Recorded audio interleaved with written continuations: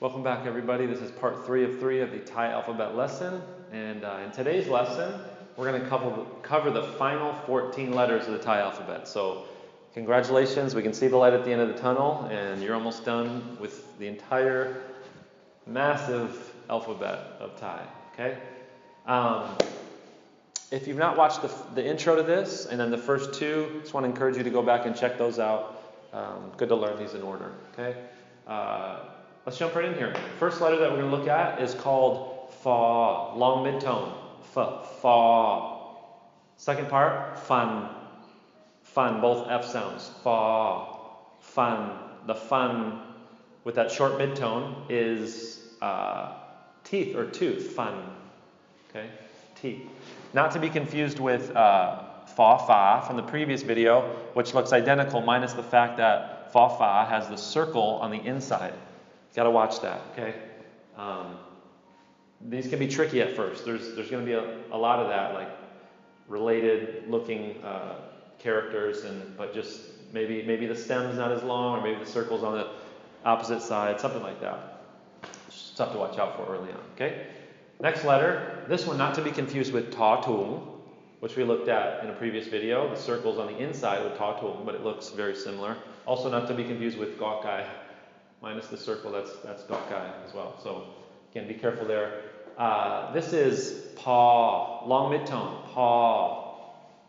Typical p, pa. Second part, 2 syllables, sam, pow, sam, pow.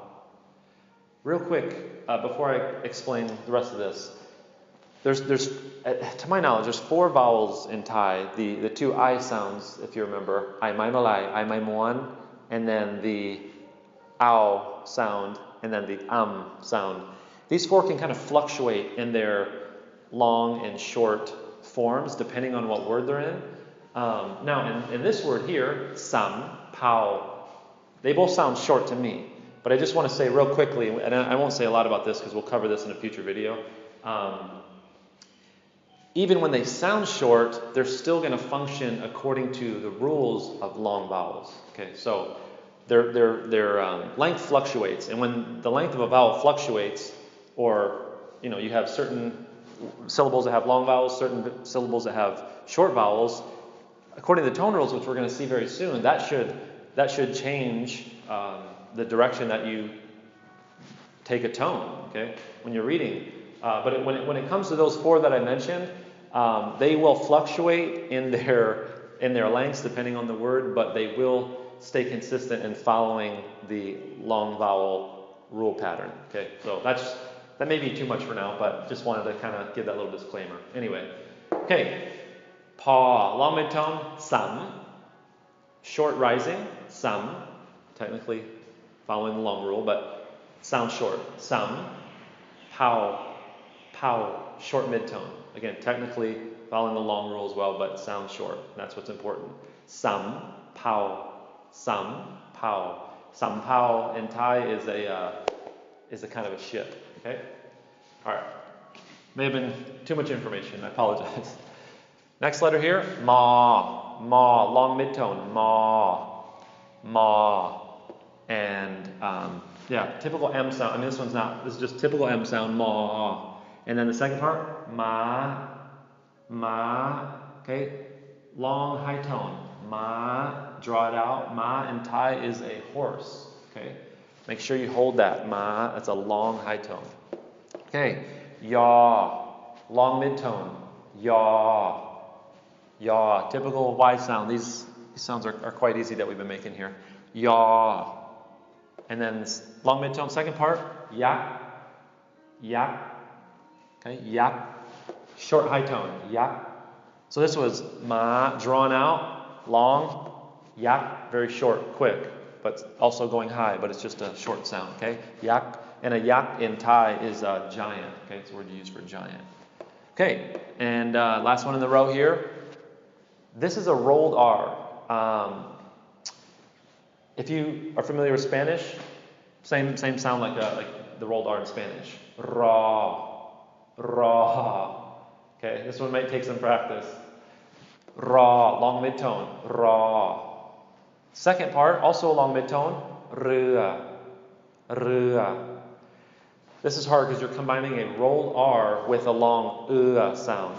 If you remember from our vowel lesson, it's that sound that really has no counterpart in English. Okay, just a drawn out long after the r. Okay, rua in Thai is a boat. Okay, this is the word people use for just common word for boat. Okay, real quick, if you have trouble with the rolled R in spoken Thai or kind of informally speaking Thai, the ra will become a la, an L sound, la. Okay, some people call this la lua improperly or informally, I should say.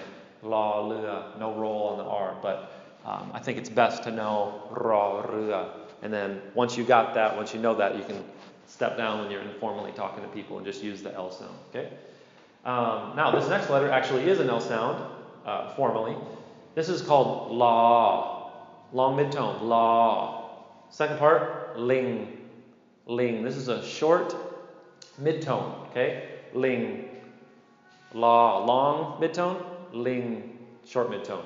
And ling in Thai is monkey. Okay, good word to learn, good word to know. Okay, moving on. Wa. This is a W sound, fairly easy. Wa. Wa. Remember, all these have the ah. Don't forget all these sounds. The first syllable of all these sounds starts with the ah. Wa. Second part, long midtone. And then second part, wan.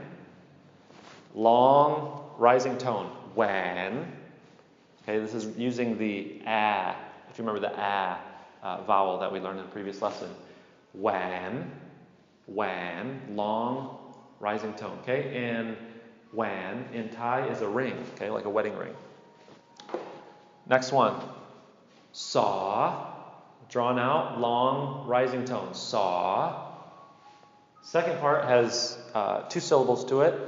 Sa. Also a long rising tone, same as both saw, sa. Okay, both long rising tones. Sa. And then the second part, or the second syllable of the second part, la. Long mid-tone. La. La. So the word that we're using with this letter is called sala. Sala. Sala is a gazebo. Okay, a lot of these in Thailand. See a lot of little gazebo, pavilion type things. Okay, and then moving on here. This is also same. The first part makes the same sound. Saw. Saw. Okay, long rising tone. Saw. Okay, the second part's a little bit tricky. R. Si. R. If you remember from our vowel lesson video, there was the R and R, rolled R with the sound. R, si, si, long rising tone. R, long mid-tone, si, long rising tone. So altogether, saw, R, si. Okay, and moving on to the final 4 here. This letter is called ha, long rising tone. Ha.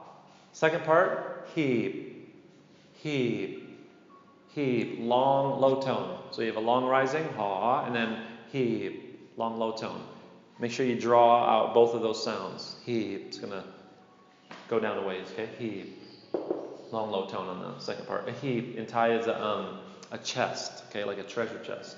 And then moving on here, this letter is called la, long mid-tone, just like la ling, la, long mid-tone. Second part has 2 syllables, chu, chu, short low tone, chu. Second syllable, the second part, la, long mid-tone, la, chu, la, is a kind of a kite, okay, in Thai. So altogether it's la, chu, la, la, long mid, chu, short, low, la, long mid. Okay. Now this letter here, you may remember from our vowel lesson. This is actually both a vowel and a consonant, and sometimes it functions as a silent letter. Okay, so you will see that. We'll probably get to some of that in a future lesson. It can function as a silent letter, but it also just functions as what you've already learned, which is ah. Okay, this letter is called ah, long mid-tone. Ah. Then the second part is called okay, long low tone. So we have long mid, ah, and then long low tone, just like beeps, okay? Going down, long low tone. You got to hold that a little bit. Okay?